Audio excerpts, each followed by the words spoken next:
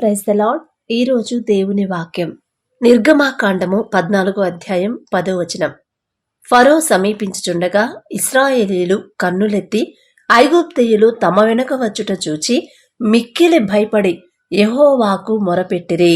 ఇక్కడ వాళ్ళు ఎవరికి మొరపెట్టారని ఉందండి? మోషేకి మొరపెట్టారా? మోషే వాళ్ళ అన్న అహరోను గారికి మొరపెట్టారా? ఇంకెవరికన్నా మొరపెట్టారా? యెహోవాకు మొరపెట్టిరి. అయితే అసలు వీళ్ళు బానిసత్వంలో ఎందుకున్నారు, ఎందుకు బానిసత్వం నుంచి యెహోవా దేవుడు వారిని విడిపించారు అనేది మనందరికీ తెలుసు కదా. చాలాసార్లు బైబిల్లో మనం చదువుకొని ఉంటాం. ఎందుకంటే ఇశ్రాయేలీలు జనాంగం ఈ తరాలన్నీ రాకముందే యెహోవా దేవుడు అబ్రహాం గారికి ఒక ప్రామిస్ చేస్తాడు కదా. అబ్రహామా, నీ సంతానం నేను నిన్ను ఆశీర్వదిస్తున్నాను, ఈ భూమి మీద ఉన్న వంశాలన్నీ నీ నుండే వస్తాయి, వాళ్ళని నేను ఆశీర్వదిస్తాను, ఎవరైతే నిన్ను విశ్వసిస్తారో నిన్ను బట్టి వారి విశ్వాసాన్ని బట్టి నేను ఆశీర్వదిస్తానని ఒక్క వాగ్దానం చేస్తాడు కదా. అది కూడా ఎప్పుడో 3 తరాల ముందు చేస్తాడు. వీళ్ళు 4వ తరం. 3 తరాలు ప్రశాంతంగా ఉంటారు, 4వ తరం వచ్చింది.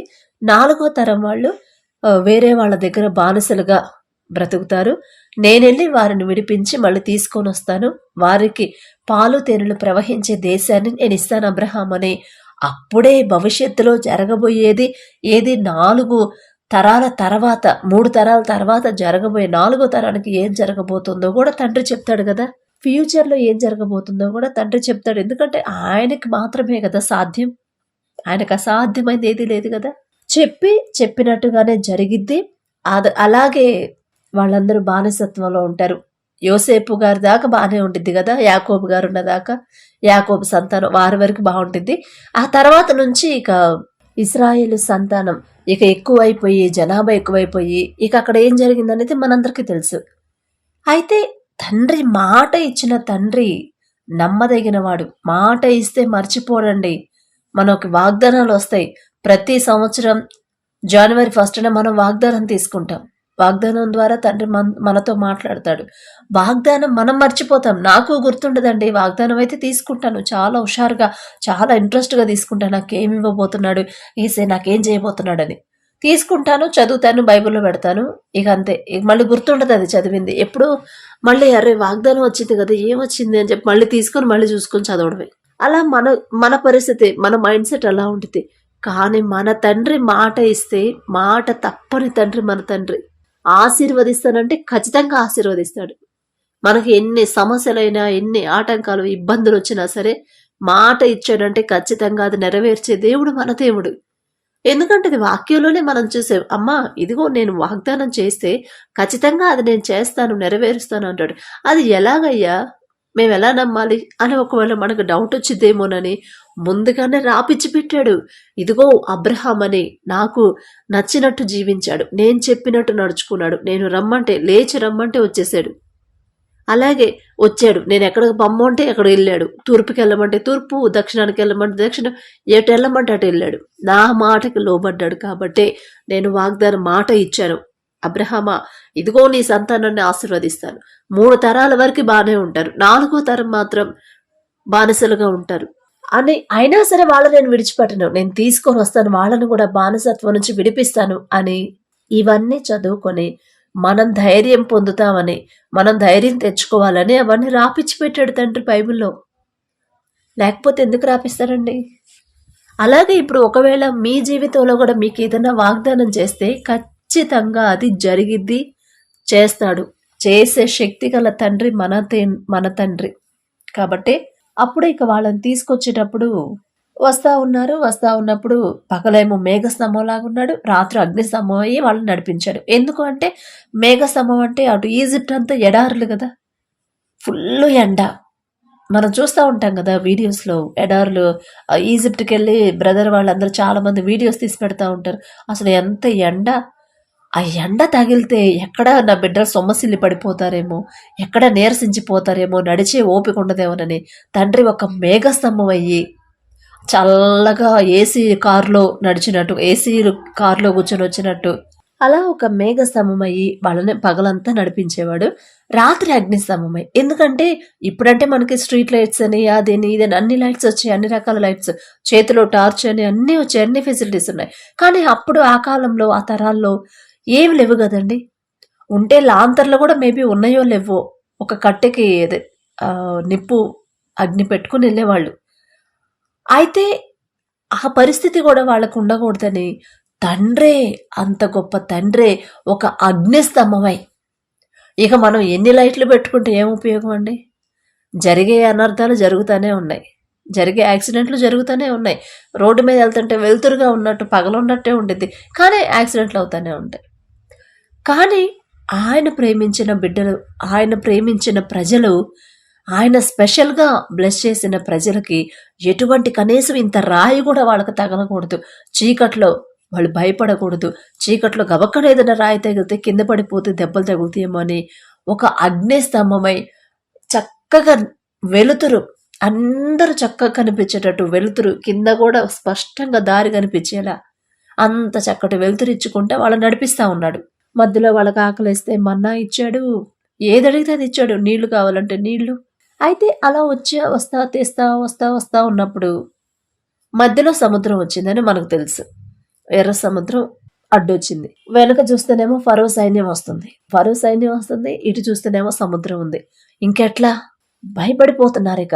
అప్పటి వరకు వాళ్ళు తండ్రి కాపుదల్లో ఉన్నారని, అసలు మనం ఇంత ఎండలో మామూలుగా ఇక్కడి నుంచి అంత దూరం కొంచెం దూరం నడిస్తేనే కాళ్ళు పీకుపోయి ఎండకు తట్టుకోలేక సొమ్మసిల్లి పడిపోతారు.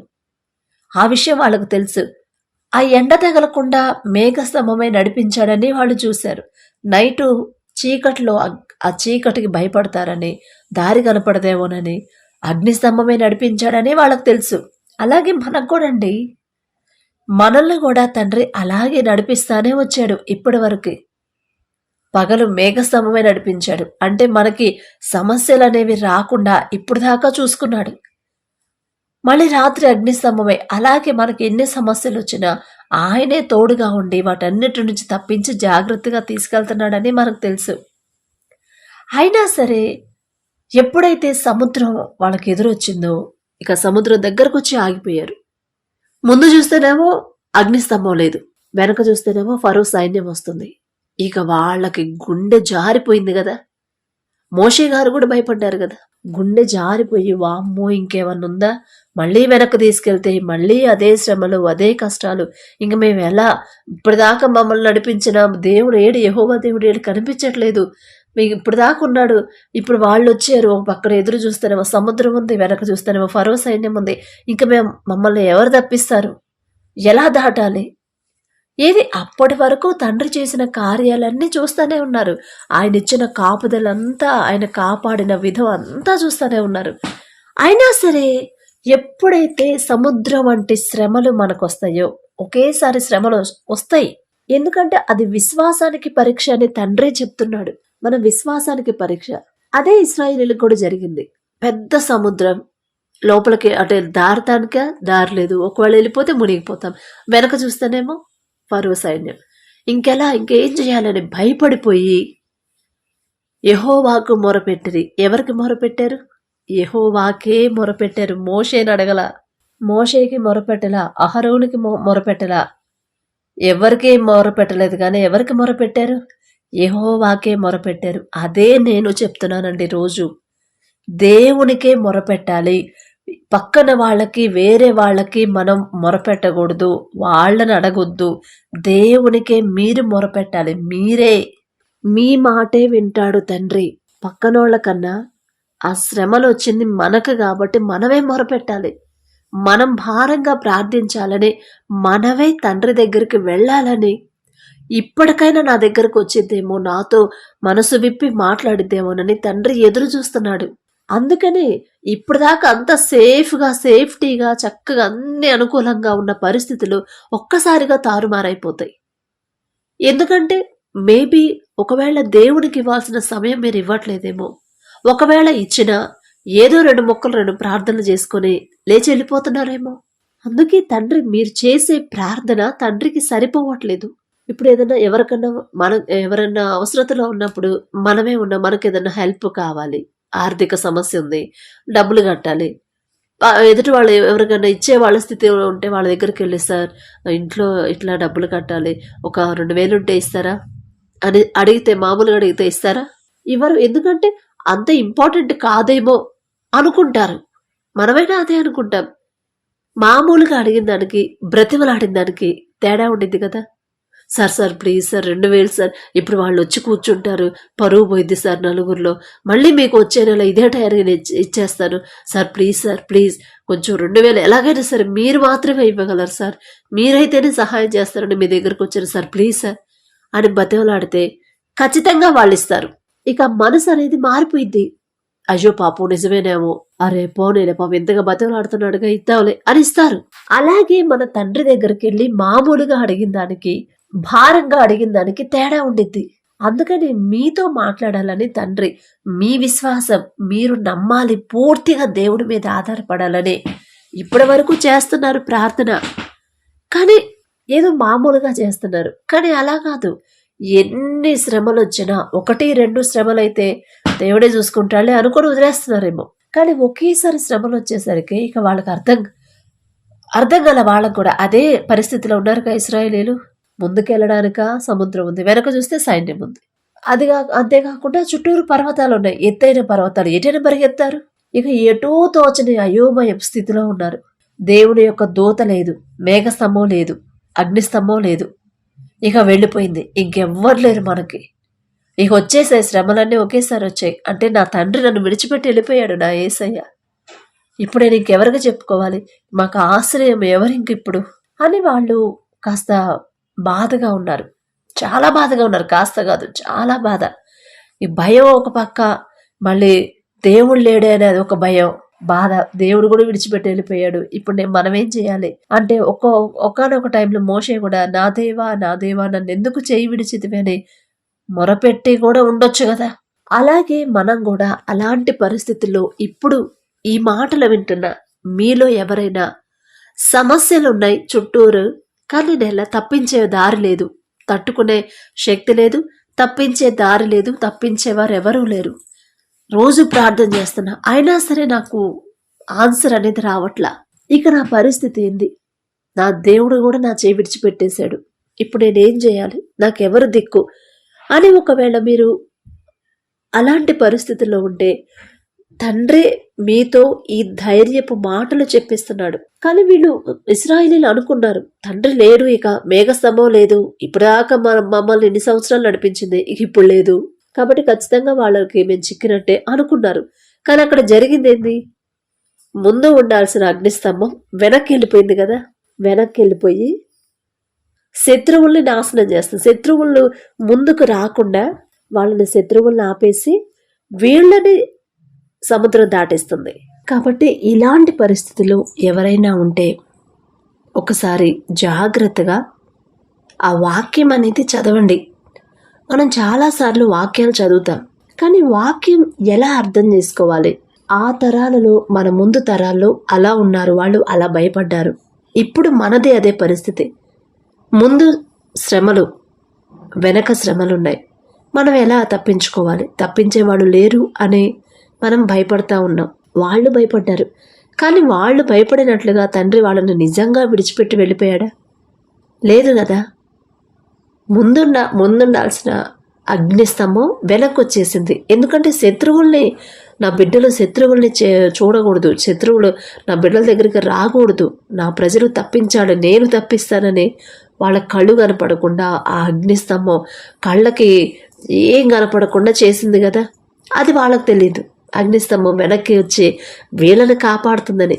ఇదే మనం కూడా అలాగే మనకి ఎన్ని శ్రమలున్నా వాటన్నిటి నుండి తప్పించే శక్తి గల తండ్రి మన ముందున్నాడు, లేదా మనం వెనకున్నాడు అని మనల్ని మనం పరిశీలన చేసుకోవాలనే ఈ వాక్యం తండ్రి రాపించాడు. అమ్మా, ఆ కాలంలో, ఆ తరాలలో మీ పితరులు అలా భయపడ్డారు. నేను వాళ్ళని విడిచిపెట్టి వెళ్ళిపోయానని భయపడ్డారు. కానీ నిజంగా నేను వాళ్ళని విడిచిపెట్టలేదమ్మా. నేనున్నాను, వాళ్ళతోనే ఉన్నాను. వాళ్ళ దాకా ఆ శ్రమలు రానివ్వకుండా ఒక్కొక్కటి నేను పరిష్కరించుకుంటా వస్తున్నా. ముందు చాలా పెద్ద శ్రమలు, అనేక శ్రమలు వాళ్ళకి కనపడుతున్నాయి. కానీ ఆ శ్రమల నుండి కూడా వాళ్ళని జాగ్రత్తగా బయటకు తీసుకొస్తున్నాను. అది వాళ్ళు గమనించట్లేదు, భయపడ్డారు. కానీ తర్వాత వాళ్ళకి నా శక్తి అర్థమైంది, చూశారు. వాళ్ళు చూసినట్టుగానే సముద్రాన్ని తెరిచి వాళ్ళని నడిపించాను. ఇప్పుడు మీరు కూడా అదే శ్రమల గుండా మీరు వెళ్తున్నారు.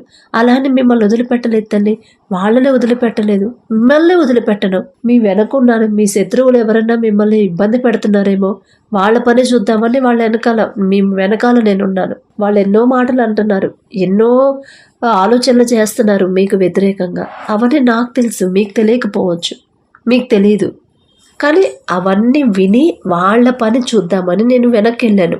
మీరు భయపడొద్దు, ముందు శ్రమలు ఉన్నాయి కదా, పర్వాలేదు, నేనున్నాను. అన్ని శ్రమలు వచ్చినా, ఎన్ని శోధనలు వచ్చినా వాటన్నిటి నుంచి తప్పించి తీసుకెళ్ళే శక్తిగల దేవుడు నేను తీసుకెళ్ళాను. మీకు ప్రూఫ్స్ ఏమైనా కావాలంటే ఇదిగో పరిశుద్ధ గ్రంథం నిర్గమాకాండం 14వ అధ్యాయంలో మీరు ఒకసారి చదువుకోండి.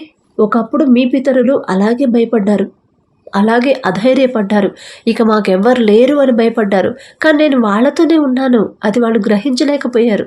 అప్పుడు సముద్రాన్ని తెరిచాను, వెనక శత్రువుల్ని నాశనం చేశాను, శత్రువుల్ని ఆపేసి ముందు శ్రమల నుంచి వాళ్ళని తప్పించాను. అలాగే ఇప్పుడు మీ వెనక మీ చుట్టూ ఉన్న శత్రువులను కూడా నేను చూసుకుంటాను. వాళ్ళ పని మిమ్మల్ని మాటలతో బాధ పెట్టే వాళ్ళని, మిమ్మల్ని ఇబ్బంది పెట్టే వాళ్ళని, మీ గురించి తప్పుగా మాట్లాడే వాళ్ళని, మీ మీద నిందలేసే వాళ్ళని, మిమ్మల్ని ఇంకా కించపరిచే వాళ్ళని నేను చూసుకుంటాను. మీరు వాటి గురించి ఆలోచించొద్దు, నా వైపు మీరు చూడండి. ఇవన్నీ నేనైతే ఏం చేయలేను, కానీ నా తండ్రి చూసుకుంటాడు. నా దేవుడు నా వెనకున్నాడు. నా వెనక ఏం జరుగుతుందో నాకు తెలియదు, కానీ నా తండ్రికి తెలుసు.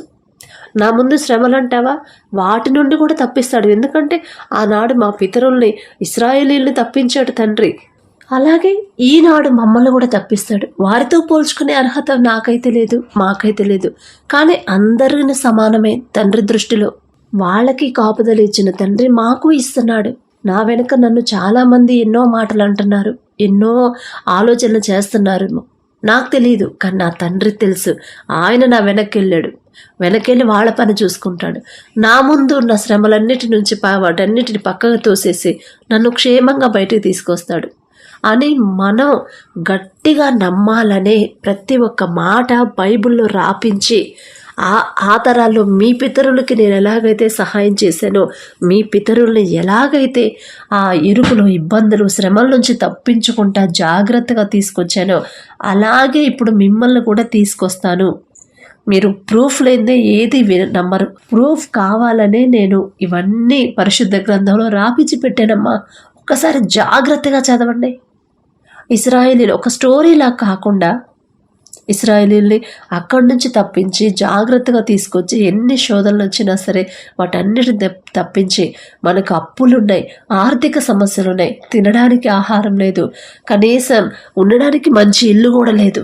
అయినా సరే ఆయనే ఒక షెల్టర్ అయ్యి, ఆయనే బండ నుంచి నీళ్లు తీసుకొచ్చి తినడానికి, కడుపు నిండా తినడానికి ఆహారాన్ని, మాంసాన్ని, ప్రతిదీ ఆయన చూసుకుంటా వచ్చాడు.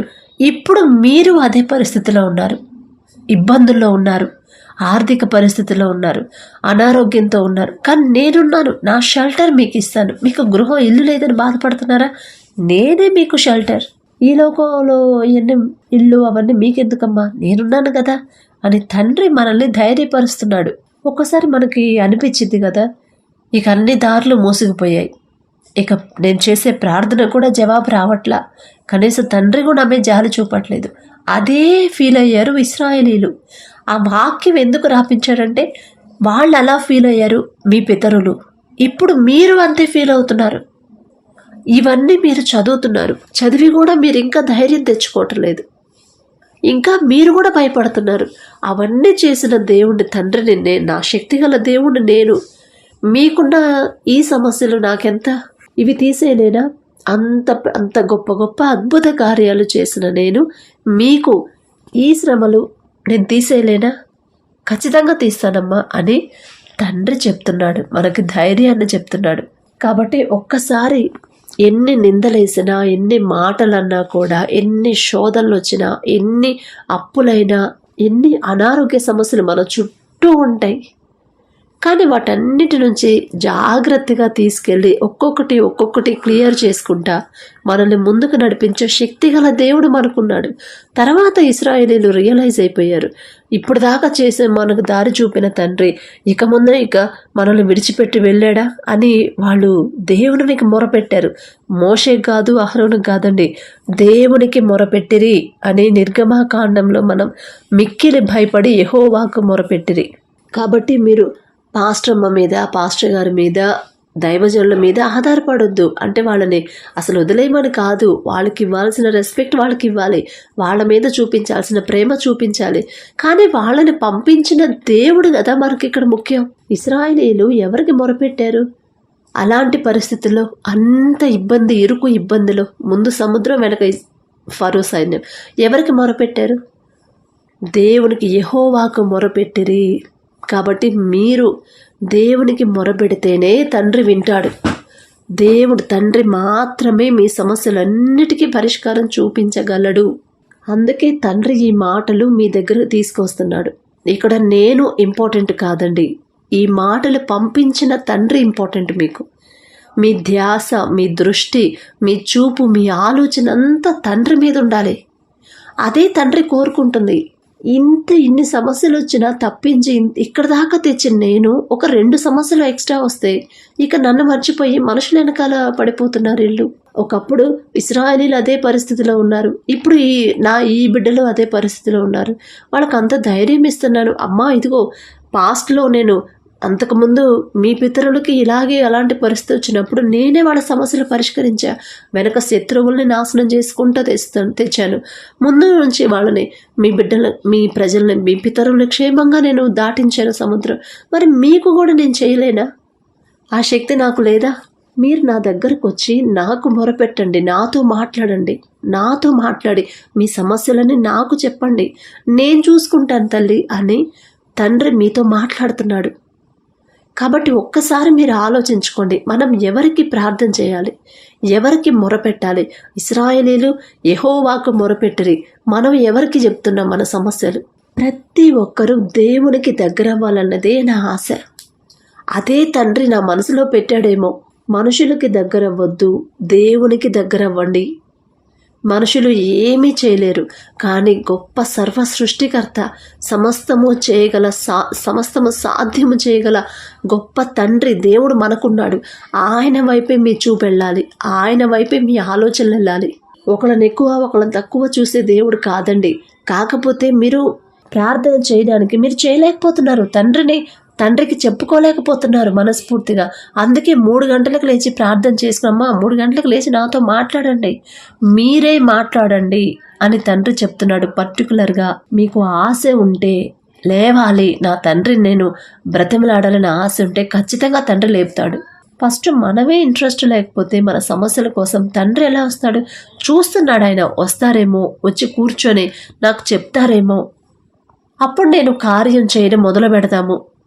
అసలు మన ధ్యాస అంతా ఫస్ట్ తండ్రి మీద ఉంటేనే కదా అప్పుడు తండ్రి మీద నమ్మకం కలిగేది. అందుకని పూర్తి నమ్మకం పెట్టండి తండ్రి మీద. దేవుని వైపే చూడండి, మనుషుల వైపు చూడొద్దండి, దేవుని వైపే మనం చూడాలి. ఇశ్రాయేలీలు యెహోవాకు మొరపెట్టిరి. ఇప్పుడు మీరెవరికి మొరపెడుతున్నారు? మీ సమస్యల గురించి. చుట్టూరు ఎన్నో సమస్యలు ఉండొచ్చు, కానీ మన ముందు మన తండ్రి ఉన్నాడు.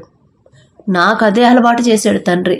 ఎన్నైనా రానేయమ్మా, ఎన్ని మాటలైనా అన్నవు, నీ వెనక ఏదైనా మాట్లాడుకొని నేనున్నాను కదా, నాకు తెలుసు కదా, నువ్వు ఉండవు ఇక్కడ ఈ ప్లేస్లో, కానీ నీ గురించి వాళ్ళు మాట్లాడుకుంటూ ఉంటారు, నేను వింటున్నాను కదా.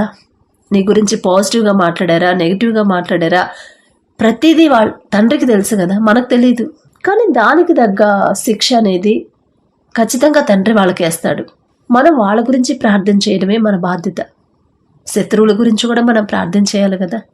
మనల్ని ద్వేషించే వాళ్ళ తరపున మనమే క్షమాపణ అడగాలి. అదే అలవాటు చేశారు. అలాగే అడుగుతాను, నా తప్పుంటే నన్ను క్షమించయ్యా, నా తప్పు లేకపోతే వాళ్ళని క్షమించు. తెలియక ఇట్లా బాధపడుతున్నారు, వాళ్ళ కళ్ళు మనోనేత్రాలు తెరవండి అని రోజు ప్రార్థన చేస్తే తండ్రికి అప్పుడు అంటే అప్పటికి నేను కూడా పూర్తిగా దేవుని మీద ఆధారపడలేదండి. నాకు వచ్చిన సమస్యలకి ఇంకా భయంకరమైన సమస్యలు వచ్చాయి మీకన్నా కూడా. దేవుని మీద ఆధారపడలే అప్పుడు దాకా నేను కూడా. ఇక ప్రార్థన ఎంత 9 సంవత్సరాలు 10 సంవత్సరాల నుంచి చేస్తున్నా కూడా నాకు రిప్లై రాలేదు. అందుకని ఇక మధ్యలో వదిలేసాను నేను కూడా. అంటే ఇంత పర్టికులర్గా ఇంత చక్కగా చెప్పేవాళ్ళు లేరు.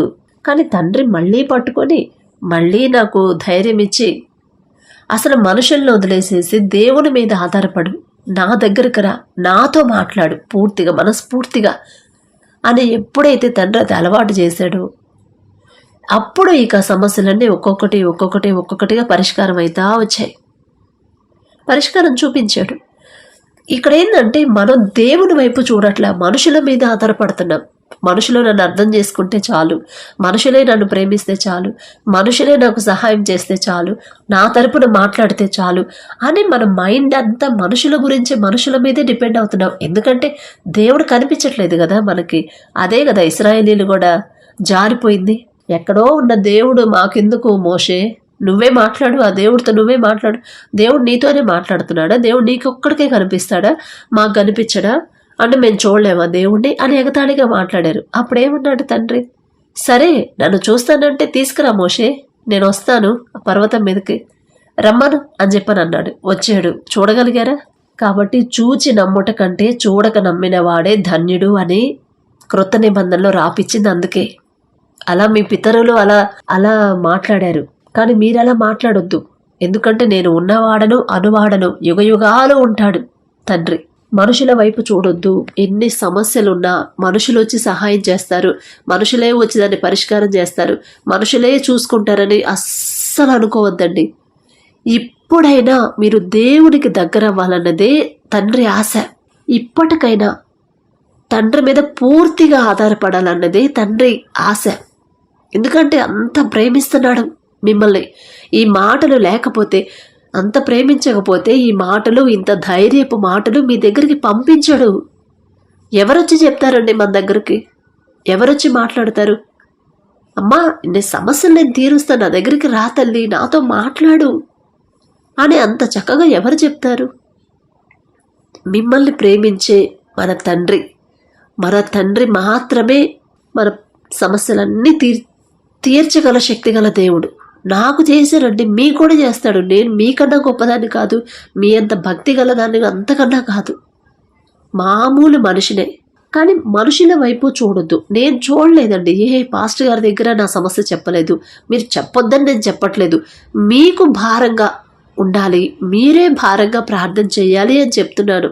ఎవరి వైపు నేను మనుషుల వైపు చూడలేదు. ఆ పరిస్థితి తండ్రి నాకు ఇవ్వలేదు. ఆ మనసు ఎందుకను మనుషుల వైపు చూసి, ఎందుకంటే ఒక్కోసారి మన సమస్యలు చెప్పుకుంటే ఒక్కొక్కసారి ఆ సమస్యలను బట్టి వాళ్ళు మనల్ని చులకన చేసి మాట్లాడతారు. మన సమస్యలు మనుషులకు చెప్పుకుంటే కాస్త రిలీఫ్గా ఉండిద్ది అని మనం అనుకుంటాం కదండి. లేదు సిస్టర్, అసలు ఎవరికన్నా నాకు ప్రాబ్లం అయినప్పుడు, మరి ఇబ్బందిగా ఉన్నప్పుడు, మనసుకు బాధ కలిగించినప్పుడు వేరే వాళ్ళతో షేర్ చేసుకుంటే ఒక రిలాక్సింగ్గా అనిపిస్తుంది ఎందుకనో అని అంటూ ఉంటాం. కానీ కాదండి, ఒకానొక టైంలో వాళ్ళే మనల్ని చులకన చేసి మనకున్న శ్రమలు అవన్నీ పైకి ఎత్తి చూపి చులకనగా మాట్లాడతారు. కాబట్టి మనుషుల దగ్గర చెప్పొద్దు, దేవుని దగ్గర చెప్పండి. ఒకవేళ మనల్ని ప్రేమించే వాళ్ళైతే చెప్పుకుంటే ఓకే. చెప్పిన వాళ్ళు ఏం చేస్తారండి? మనుషులు ఏం చేస్తారు? తీరుస్తారా? తీర్చగలరా? పరిష్కారం చేయగలరా? చేయలేరు కదా. కానీ మన తండ్రికి చెప్తే ఖచ్చితంగా పరిష్కారం అక్కడే దొరికిద్ది. ఇశ్రాయేలీయులకి పరిష్కారం ఎక్కడ దొరికింది? మోషే గారి దగ్గర కాదు కదా. దేవునికి యెహోవాకు మొరపెట్టంగానే అప్పుడు తండ్రి మోషే గారికి చెప్పి సముద్రాన్ని 2 పాయలుగా చేశాడు. కాబట్టి యెహోవాకు, దేవునికి మొరపెట్టండి. మన ముందు ఎన్ని సమస్యలున్నా దేవుని దగ్గరే మొరపెట్టాలి, యెహోవాకే మొరపెట్టాలి. మోకాళ్ళ మీద కూర్చోవాల్సిందే. కుటుంబంలో ఉన్న సమస్యల గురించి ఎన్ని రోజులు మనం భయపడతా దిగులుగా కూర్చున్నా ప్రయోజనం ఉండదండి. సమస్యలు పోవు మనం దిగులు పడినంత మాత్రాన. 3 గంటలకు లేచి కూర్చోండి ఆసక్తితో. ఏలియా గారు ఇంట్రెస్ట్గా చేశాడు ప్రార్థన. ఇంట్రెస్టే కదా ఆసక్తి అంటే. చాలా ఎంత ఇంట్రెస్ట్గా చేశాడు. ఎంత ఇంట్రెస్ట్ అంటే, అయ్యా వీళ్ళందరూ దారి తప్పిపోతున్నారు, కానీ మీ కృప, మీ గొప్పతనం వాళ్ళు తెలుసుకోవాలి, మీ వైపు తిరగాలని ఎంతో ఆసక్తితో చేశాడు. వెంటనే తండ్రి జవాబు ఇచ్చాడా లేదా, విన్నాడా లేదా? అలాగే మీరు కూడా ఇంట్రెస్ట్గా చేయండి. ఇంట్రెస్ట్ మీకుంటేనే తండ్రి సహాయం చేస్తాడు. ఇంట్రెస్ట్గా ఈ సమస్యలన్నీ పోవాలి అని నిజంగా మీరు మనస్ఫూర్తిగా అనుకుంటే ఖచ్చితంగా తండ్రి తీసేస్తాడు. కాబట్టి దేవుని కృప మనకు తోడుగా ఉండాలని ఒక చిన్న ప్రార్థన చేసుకుందాం. కృపగల దేవా మీకు స్తోత్రం, రాజాది రాజా మీకు స్తోత్రం, దేవాతి దేవా మీకు స్తోత్రం నా తండ్రి. మరి నా ప్రభా, ఈ మాటల ద్వారా నా తండ్రి మీరిచ్చిన ధైర్యాన్ని బట్టి మీకే స్తోత్రం ప్రభా. మనుషులకి మా సమస్యలు చెప్పుకుంటే వాళ్ళు చులకనగా చేస్తారమ్మా. నాకు చెప్పండి, మీ సమస్యలన్నీ నాకు చెప్పండి. మీరు ఎంత ఇంట్రెస్ట్గా చెప్తే నేను అంతే ఇంట్రెస్ట్గా వింటాను. మీ సమస్యకి పరిష్కారం నేను చూపిస్తాను. మీ పితరులు ఒకప్పుడు అలాగే భయపడ్డారు, అలాగే ఇంకా ఏ ఆధారం లేదు, అంతా మూసుకుపోయాయి, దారులన్నీ మూసుకుపోయాయి. ఇంకెవ్వరు మాకు సహాయం చేసేవాళ్ళు లేరు. శత్రువులు మా మీద దాడి చేస్తున్నారు, శత్రువులు మా మీద నిందలు వేస్తున్నారు. ముందు చూస్తేనేమో అనేక శ్రమలున్నాయి, వెనక చూస్తే శత్రువుల బాధ, శత్రువుల వేదన, వాళ్ళు పెట్టే కష్టాలు భరించలేకపోతున్నామని మీరు ఎంతో భయపడుతున్నారు. మీరు భయపడకండి. ఆనాడు ఇశ్రాయేలీలైన మీ పితరులు నాకు మొరపెట్టారు, నేను వాళ్ళకి సహాయం చేశాను. మీరు భయపడుతున్నారు, ఇప్పుడు మీరు భయపడొద్దు. నేను చూసుకుంటా, మీకున్న సమస్యలను తీసేస్తాను. మీ మీద నిందలు వేసే శత్రువుల నోళ్లను కూడా మూస్తాను. సింహాల నోళ్లను మూసానమ్మా. అలాంటిది నాకు ఇది ఒక లెక్క, మనుషుల నోళ్ళు మూయడం ఒక లెక్క. మీరు భయపడొద్దు. నాతో ఇంట్రెస్ట్గా మాట్లాడండి. మీరు ఆసక్తితో నాతో మాట్లాడితే, ఇంట్రెస్ట్గా మాట్లాడితే అంతే ఇంట్రెస్ట్గా నేను వింటాను. మీ సమస్యకి పరిష్కారం ఇస్తానని ఎంతో చక్కగా మీరు మాతో మాట్లాడుతున్నారు. అది గ్రహించే తెలివి, జ్ఞానం నా తండ్రి ఈ మాటలు వింటున్న మీ బిడ్డలు గ్రహించే శక్తిని మీరు ఇవ్వండి. అర్థం చేసుకునే తెలివి మీరు ఇవ్వండి. ఈ లోకపరమైన జ్ఞానం వెర్రితనం అన్నారు తండ్రి, అందుకే మాకు అర్థం కావట్లేదు ప్రభువా. మీ జ్ఞానం మాకు ఇస్తే మా మనోనేత్రాలు మీరు తెరవండి. మీ వైపు చూసేలా, మనుషుల వైపు కాదు తండ్రి, మీ వైపు చూసేలా, మా చేతులు మీ వైపు చాచేలా నా తండ్రి, మా ధ్యాస అంతా మీ మీద పెట్టేలా మీ కృప అనుగ్రహించండి. ప్రతి ఒక్కరూ నా తండ్రి ఈ మాటలు ఎవరైతే వింటున్నారో ప్రతి ఒక్కరి దృష్టి అంతా మీ మీద ఉండేలా మీ కృప అనుగ్రహించండి. వారి మనోనేత్రాలు తెరిచి మీరు మాత్రమే సహాయం చేయగల తండ్రి అని మీ మీదే ఆనుకోవాలి తండ్రి, మనుషుల మీద కాదయ్యా. మీ మీదే ఆనుకునే కృప, ధన్యత మీరు మాకు దయచేయమని అడిగే అర్హత, పొందుకునే అర్హత మాకు లేదు. అయినా సరే యేసు నామములో అడుగుచున్నాము తండ్రి, ఆమేన్.